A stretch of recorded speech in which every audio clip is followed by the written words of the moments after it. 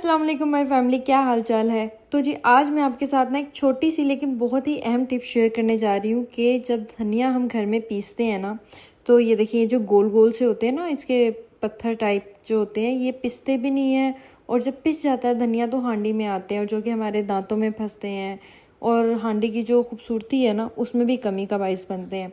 तो हम जब इसको इसी तरह से बीनने लगते हैं ना धनिए को, तो वो कभी गोल गोल इधर जा रहा होता है, कभी उधर जा रहा होता है। मतलब बीनने में भी इतना मसला होता है और बहुत ज़्यादा टाइम भी रिक्वायर्ड लेता है। तो आपने सिंपली क्या करना है, आपने इस तरह से ये धनिया पीस लेना पहले।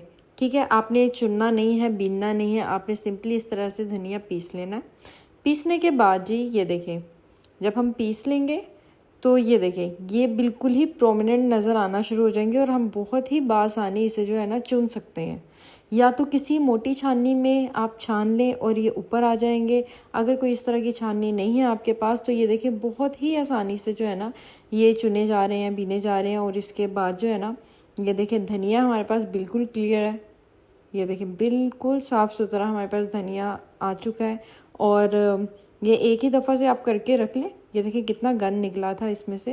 तो जी आप एक दफ़ा से इसको करके रख लें क्योंकि रोज़ हांडी बननी होती है और टेंशन फ्री हो जाए। ठीक है जी।